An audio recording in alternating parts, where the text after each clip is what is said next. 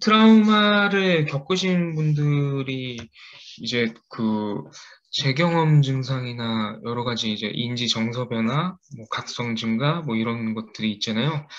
그럴 때, 음, 제일 먼저 해야 되는 조치라고 여겨지고 있는 부분인 것 같아요. 안정화라는 게.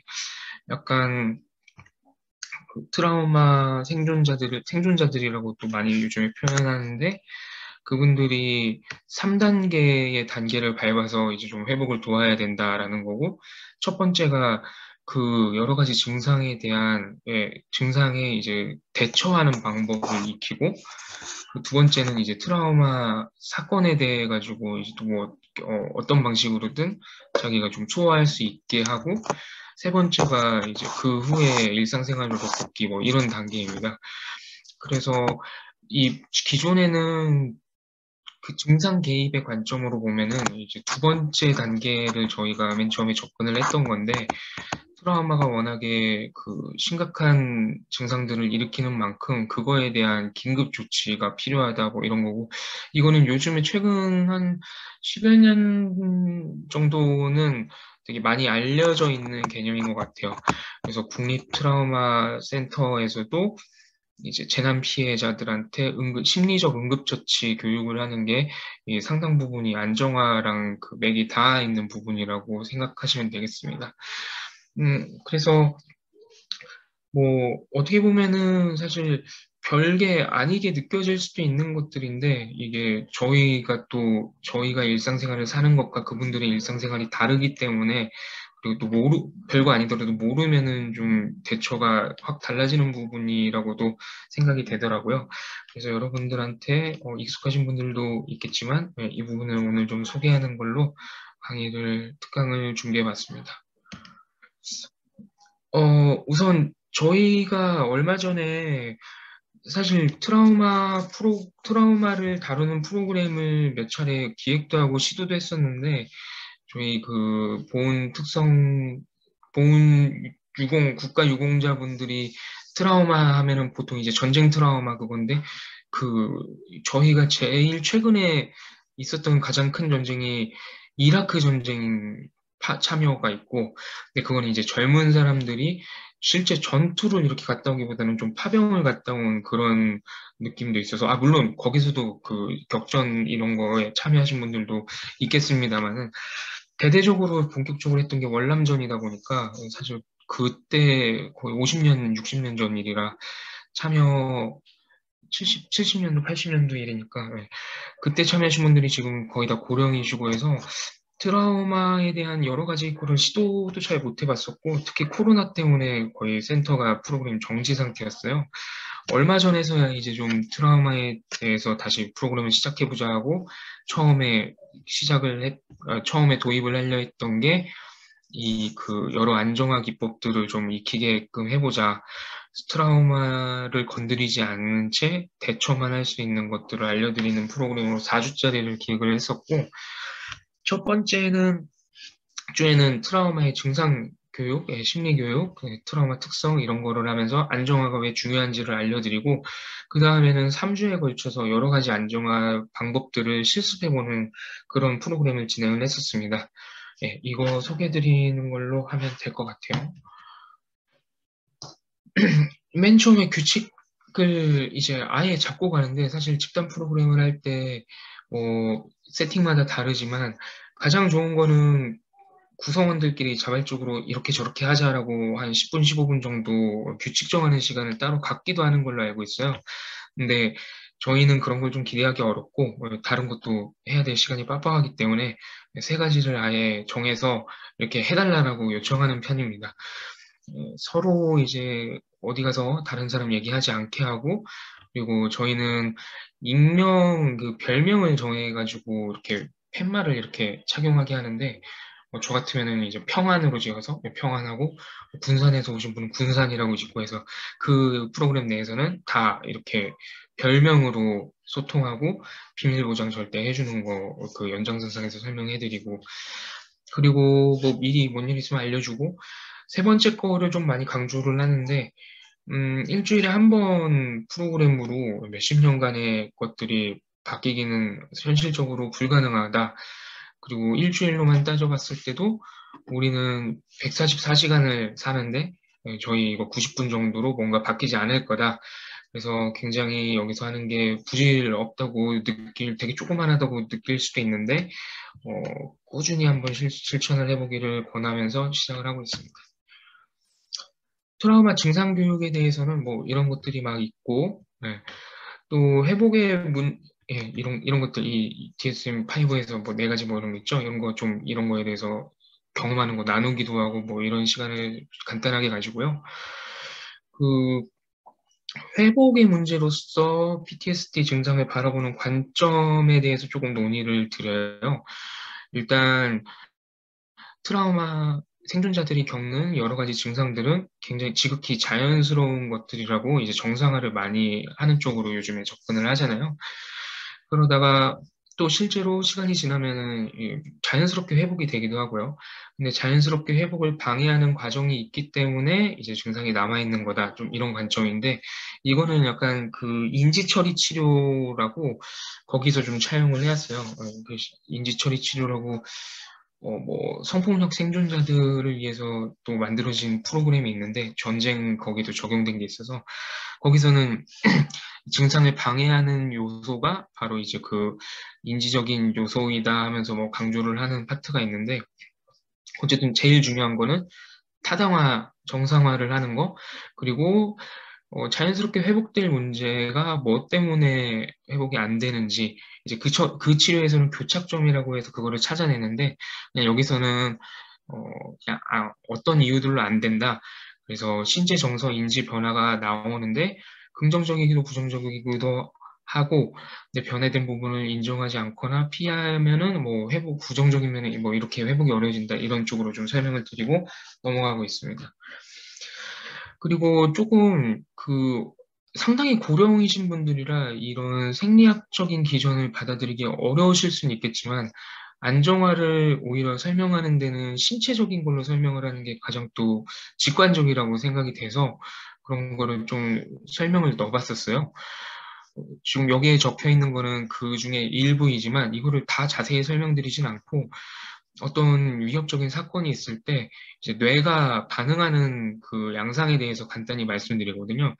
어떤 분들은 그때 이제 다급하게 필요한 행동을 하기도 하고 그 행동은 또 평소에 굉장히 반복 훈련으로 학습된 행동이기도 하고 근데 다른 어떤 분들은 그런 행동조차 아예 안 되거나 훈련을 받았더라도 그 행동을 못 할 수도 있다. 왜냐면 이제 그 개구리가 뱀 보면은 가만히 꼼짝을 않고 있듯이 우리 뇌에서 그렇게 아무것도 못하게끔 허옇게 반응하는 그런 때도 분명히 우리 몸에 있는 거고 또 굉장히 압도돼가지고 무서워서 도망가고 싶은 것도 자연스러운 그 인간의 행동 선택 그 선택지 중 하나다. 이 정도로 좀 말씀을 드리고 있습니다. 특히 이제 그런 설명이 이 전쟁에서 동료를 두고 도망쳐야 되는 사람들, 뭐 혹은 아무것도 그 반응을 못해서 그게 이제 부대의 해가 같은 사람들, 뭐 이런 경험들에 조금 위안을 주는 것 같기도 하더라고요. 그리고 두 가지를 설명을 드려요. 편도랑 해마에 대한 건데 이것도 자세하게 설명은 안 드리고 그 예시를 들어서 편도체라고 우리 몸에서 경보 알람 같은 기관을 하는 그게 있는데 어떤 사건이 닥쳤을 때 알람을 울림으로써 아까 말한 그런 사건들에 대한 대처들을 할 수 있게 하는 알람기다. 근데 워낙에 강렬한 사건을 이렇게 경험을 하면은 이 알람기가 확 너무 그 알람을 쉽게 알람이 너무 강렬하게 오랫동안 울렸기 때문에 스위치가 굉장히 헐거워져가지고 빨리빨리 어떤 조그마한 거를 봐도 툭 하고 켜지고 툭 하고 켜지고 이런 것들이 이 뇌 속에 남아있다. 그래서 이 경보 알람을 끄기 위해서 우리가 여러 가지 활동을 하는 거다. 이 정도로 설명을 드리고 있습니다. 기억에 관한 거는 이제 해마를 설명을 하는데 강한 감정이 남아 있는데 이 알람이 너무 강하다 보니까 바로 옆에 있는 저장소가 해마라는 데인데 그 저장소가 좀 기억을 잘 저장하지 못해가지고 파편적으로 기억이 떠오르거나 내가 그때 굉장히 힘든 경험을 했다는 거는 당연히 기억을 하는데 정작 내 사건 경험에 대해서 순차적으로 되게 뭐란가 드라마 얘기하듯이 얘기할 수 있는 사람이 되게 적은 이유가 이런 알람 장치 옆에 저장 장치가 붙어 있기 때문이다. 뭐, 이 설명도 분위기 가서 조금 하긴 합니다. 근데 가장 중요한 거는 각성과 경계 이런 거를 담당하는 알람 기관이 굉장히 빨리 켜지는 거고, 그거를 이제 다루기 위해서 안정화 방법이 필요하다. 이렇게 얘기를 드리고 있습니다. 교감신경, 부교감신경도 그러면서 가치를 얘기하고, 쉽게 말해서 교감신경이 알람이 울렸을 때고, 그거와 반대되는 걸로 편안한 이런 두 가지 신경계가 있는데, 안정화를 하면은 이게 두 가지가 동시에 있지 않는데 우리가 안정화라는 거는 부경한 신경을 좀 활성화 신경, 그러니까 편안한 쪽으로 활성화하는 데 초점이 되어 있고 원래대로라면 알람이 울리면은 이 위험 신호를 반응해서 이 빨리빨리 대처하게 하는 교감 신경이 확 활성화가 되지만 우리는 이때 의식적으로 안정화 방법을 선택해서 할 거고 그러면은 알람이 울렸는데 몸이 안정을 하게 되면 이거를 수차례 반복하다 보면 이거는 잘못 알람이 울리고 있네라고 우리 뇌에서 알게 돼가지고 조금씩 바꿔야 할 거다라고 설명을 드리는 편입니다. 되게 고민이 많은데 사실 이런 생리학적 기준까지 막 말씀하시면서 막 어리신 분들이 이거를 따라올까 걱정을 되게 많이 했었거든요. 그래서 이거를 아예 빼야 되나 말아야 되나 이랬지만 이 심리 교육이 사실 프로그램 참여에 좀 많이 영향을 미치는 것 같더라고요. 더군다나 앞으로 할 안정화 방법이 어떻게 보면은 별거 아니라고 되게 느껴질 법한 것들이 좀 많아요. 제 생각엔 그래요. 특히 막 몇십 년 동안 이것 때문에 힘들어서 했는데 그 사람들 나름대로 안 해본 게 없을 거잖아요. 그래서 이것저것 해보고 그래도 안 되니까 포기하면서 살았을 텐데 그럴 때 좀 이런 식으로 설명을 먼저 드린 다음에 이거를 알고 하는 것과 모르는 것의 차이가 있고 이런 기준을 알아서 내가 선택을 해가지고 안정화를 하는 것과 그거를 단순히 이게 괴로워가지고 피하려고 하는 것과는 다르다 이런 식으로 설명을 합니다. 이 정도 거는 그래도 받아들이시긴 하더라고요. 그래서 좀 루틴화 해가지고 할 생각을 하고 있습니다.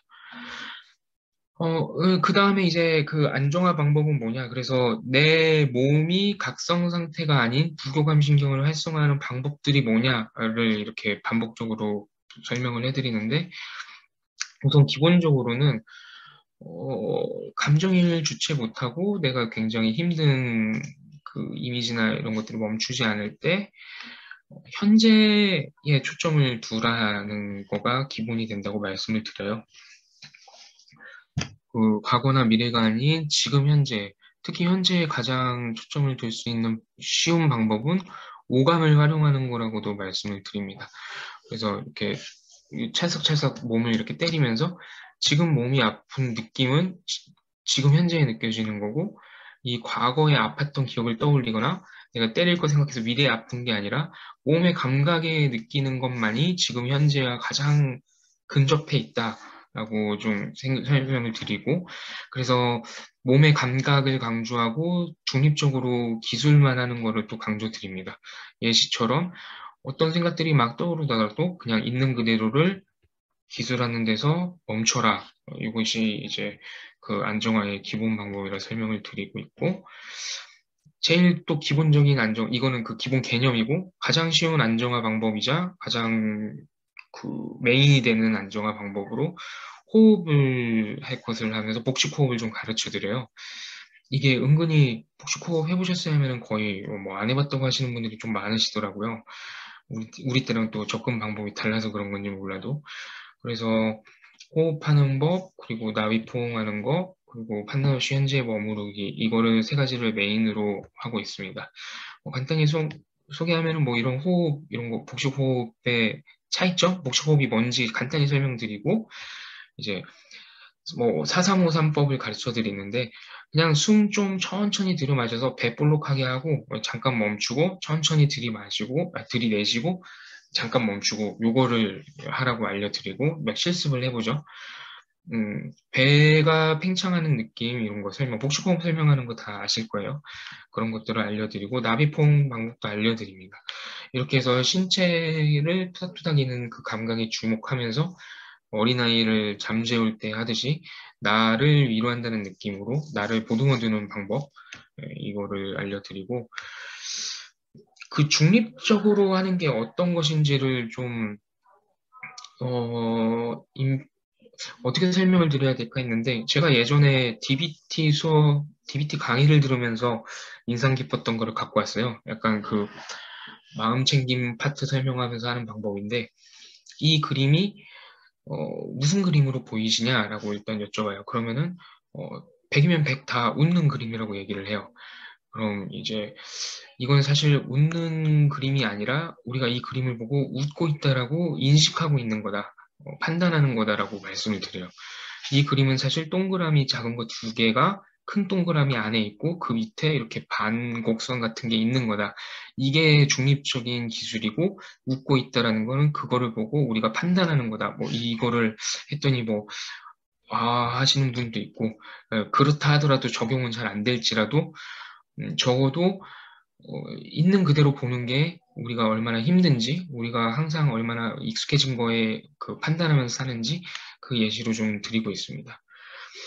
그래서 본격적으로 안정화 방법들을 몇 가지를 얘기하면 주변을 둘러보고 감각을 느껴보는 거, 오감에 초점을 두라고 하고 어느 시간이나 어느 장소에든 다른 사람이 알아채지 못하게 할 수 있는 여러 가지 방법들을 알려드릴 거다.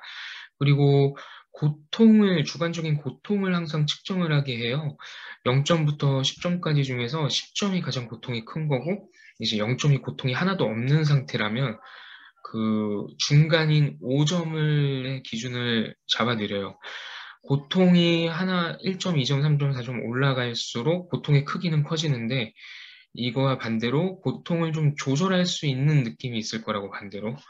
그러면은 고통이 있긴 있지만 어느 정도 내가 지금 하고 있는 일이나 앞으로 할 거를 내가 그 고통에도 불구하고 할 수 있다. 할 수 있는 정도가 있을 거고 아예 못할 정도가 있을 거잖아요. 그 전으로 두고 5점이 고통도 어느 정도 있지만 어느 정도 조절도 가능한 고통일 때를 5점으로 그 잡도록 안내를 드립니다. 그래서 안정화 기록지라는 걸 작성을 안내 드리는데 사전에 고통 점수가 이제 몇 점인지를 기록하고 안정화 방법을 구체적으로 어떤 걸 썼는지 적고 그다음에 안정화 방법 이후에 점수를 적게끔 해서 이거를 다음 시간에 갖고 오도록 해요. 그래서 어떤 방법이 효과가 있었는지를 또 파악하고 또 치료자 입장에서는 어떤 방법을 사용해봤는지 그래서 그 방법을 사용하는데 뭐가 어려웠는지를 좀 나누는 시간을 갖고 있습니다. 안정환 크게 아까 3주 동안 한다고 했는데 제일 처음에를 신체적인 안정화 방법을 많이 써요. 가장 직관적으로 사용할 수 있고 심리 교육하면서도 그 신체 생리적인 반응을 위주로 이렇게 얘기를 했고, 그래서 우리가 의도적으로 안정화하면서 부교감 신경을 활성화 있는 거 이런 식으로 설명을 했기 때문에 몸을 이용한 안정화가 또 가장 직관적이라고 생각이 되어서 순서를 이렇게 하고 있어요. 그래서 시원한 물이나 따뜻한 물이 내려가는 걸 느껴본다. 이거는 직접 요즘에 그 화장실이나 탕비실 이런 데서 수도를 틀 수 있으니까 이런 고통이 약간 6점 정도 되는 것 같다 하면은 그 즉시 어떤 곡점이 6점 이상이 딱 들어갈 때 그럼 나 안정화해야 돼. 이거를 한 10번 정도를 우리 반복 얘기를 하고 이제 들어가거든요. 그래서 6점이 됐다? 안정화해야 돼요. 어떤 방법이냐? 이제 그 다음에 화장실로 달려가서 이 물을 틀어서 뭐 이렇게 손을 이렇게 갖다 대보고 그 느낌에 집중하라고 하는 거예요. 그 회기 중에는 이렇게 물을 직접 이렇게 손에다가 뿌려주기도 합니다. 그럼 그 순간에 몸의 느낌에 집중을 하면은 내 과거 고통이나 심상이 아니라 이 몸에 집중하면서 그거에부터 거리를 두는 방법이기 때문에 다른 것도 마찬가지예요. 이 오감을 사용하는 건데, 이 주변의 의자 같은 거 꽉 잡아보면서 그 느낌을 얘기하는 거, 다양한 거 만져보고 촉감을 얘기하는 거, 그리고 바닥에 발을 씹는다고 상상하는 거는 약간의 이미지 트레이닝도 필요하지만, 기본적으로 발바닥의 그 감촉과 땅에 닿아 있는 느낌을 느껴보도록 이렇게 안내를 드려요.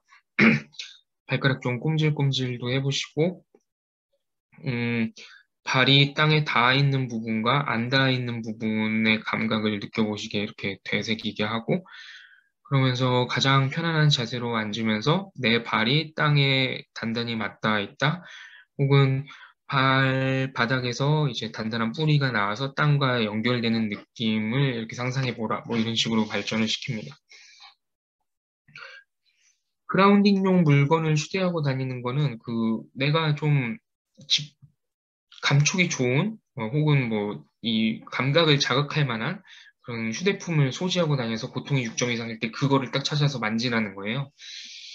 그 어르신들 그 지압 이 막 호두처럼 두 개 돌아가는 거 있잖아요. 뭐 그런 것도 괜찮다고 하고 뭐 감촉이 좋은 뭐 애들 갖고 노는 만들기 같은 거 뭐 그런 것도 괜찮다고 말씀드리고요. 저희 같은 경우는 그 지압기, 전기 지압기 간단하게 팬용으로 이렇게 뚜뚜뚜뚜 이렇게 해가지고 막 이렇게 막 전기 막 오고 막 그런 거 있는데 그거를 좀 나눠드리기도 했습니다. 펄쩍펄쩍 뛰어보는 거, 그리고 스트레칭, 주먹 꽉 쥐었다 놓기 이러면서 저희가 신체 이완 훈련, 근육 이완 훈련 이런 것도 좀 알려드리고 걸으면서 한 걸음 한 걸음에 집중해 보는 거 실제로 이제 다 일어나가지고 천천히 걸어보고 맛 묘사해보고 호흡 집중하고 이런 것들이 이제 몸을 이용한 감각을 활용한 안정화 방법이라고 할 수 있겠어요. 마음 이완하기는 이 다음 주로 하는 건데 친절한 말로 이야기하는 것, 친절하다는 게 어떤 건지 논의를 하고 이거를 구체적으로 하나를 정해가지고 반복하게 해요. 그냥 친절한 태도로 어떤 얘기를 하라는 게 아니라 나에게 친절하게 느껴지는 어떤 구절을 이렇게 적도록 이게 이끄는 편입니다. 그래서 예시를 들면은 오늘 정말 수고했어 이런 거라든지 누군가에게 친절하게 말해주는 거를 나한테 말해줄 수 있는 내가 읽었을 때 친절하다고 느껴지는 6점 이상일 때 이거를 본다든지 아니면은 뭐 녹음을 듣는다든지 이런 식으로 해드리고 좋아하는 것들이나 좋아하는 사진 이런 것들을 아예 준비를 하게끔 해 핸드폰에 폴더를 만들어서 사진 어떤 분 같은 경우는 자기는 김수환 추기경을 되게 존경한다. 그래서 왜 존경하냐 했더니 그분의 그 삶에 살아온 행적이나 그분의 말씀 같은 게 본받고 싶다. 그래서 그 사람 얼굴만 봐도 마음이 되게 편안해지는 기분이다. 그러면 이제 핸드폰에 김수환 추기경 사진을 막 이따만큼씩 다 다운을 받아가지고 좀 고통이 들 때 핸드폰 켜서 그 폴더에 들어가서 지금 그 김수환 추기경 사진을 계속 넘기면서 보게끔 하는 거죠. 마찬가지로 음악이라든지 격언, 시, 좋아하는 음악들 MP3나 그 스마트폰 바로 들을 수 있게 준비시키고 그 격언이나 시 같은 것도 저희가 몇 개를 찾아가지고 드리기도 해요. 흔들리며 피지 않는 꽃이 어디 있으려 뭐 이런 시라든지 되게 감수성을 자극하고 편안하고 위로가 되게 하는 그런 시들이 되게 많잖아요. 그런 것들을 몇 개 찾아가지고 나눠드려서 가장 마음에 드는 시 찾아보게 하고 평소에 좋아하는 시 있었는지 이런 거 하면서 그거를 소지하게끔 안내를 드립니다. 안전한 장소 떠올리는 거는 이제 안전장소 훈련인데 이거는 심상요법도 좀 섞여 있어가지고 이 안전지대 형성 뭐 이런 거를 나중에 찾아보시면은 좀 알 수 있을 것 같아요. 그리고 셀프 토크나 뭐 계획 세우기 이런 것들도 이런 방법으로 안내를 드리고 있습니다. 마지막으로 정신적인 활동들인데 주변 환경을 상세하게 묘사하는 거 이거 맨 처음에 얘기했던 객관적 기술을 하는 거죠. 예를 들어서 지금 커튼이 있는데 되게 희미한 격자 무늬의 회색의 질감은 어때 보이고 막 이런 것들 얘기하게 연습을 시키고 카테고리 게임 종류 떠올리는 건데 개 종류가 뭐 있었지 하면은 푸들, 뭐 시추, 말티즈 뭐 이런 식으로 계속 생각을 하게 하는 거예요. 그리고 운동 종류라든지 어떤 거든 되고, 매일의 일과를 자세히 기술하는 거. 이거는 조금 어려웠던 것 같긴 한데, 어, 예를 들어서 일어나서 내가 뭘 했고, 그 다음에 뭘 했고, 그 다음에 뭘 했고, 이거를 세세하게 하나씩 기술을 하게 하는 거예요. 근데 이거 같은 경우에는 아무래도 생각하시면서 딴 길로 좀 많이 빠지시더라고요. 이 고령 내담자 같은 경우에. 아무리 중립적으로 하라고 격려를 해도 잘 안 되는 부분이긴 했습니다. 근데 이것 또한 그 안정화 방법으로 사용이 많이 되는 방법이라는 거. 그리고 고통을 좀 거리두는 상상하는 거. 이것도 조금 어르신 분들 좀 힘들어 하시는 것 같아요. 제일 쉬운 거는 이제 읽기.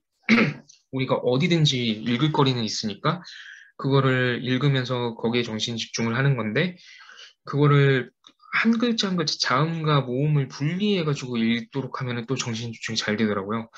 이런 거 같은 경우에는 미음, 우, 이응, 니은, 기역, 이런 식으로 그렇게 읽게 하고 또 10까지 세거나 알파벳 말하기 아니면은 또 100에서 3 빼기 이런 것도 그 안내를 드리고 있습니다.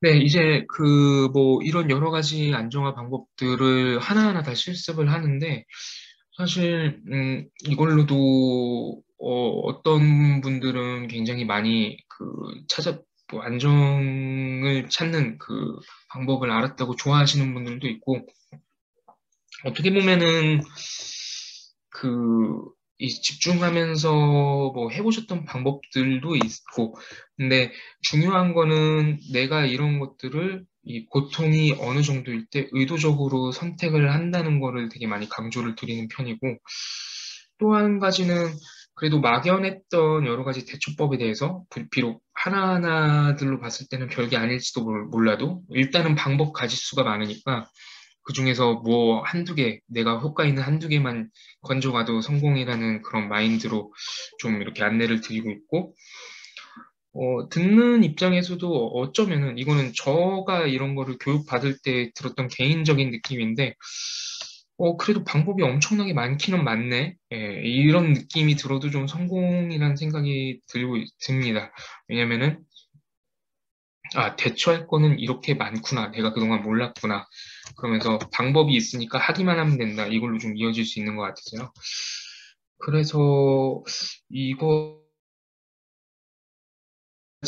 일단 알려드리는 게 하나하나가 뭐 안 맞는 게 있고 소용없을지라도 전부 교육을 함으로써 4주간의 시간 프로그램을 짜서 어느 정도 효과를 좀 보시고 계신 분들도 있는 것 같습니다. 네, 저의 강의 특강 준비는 여기까지 하고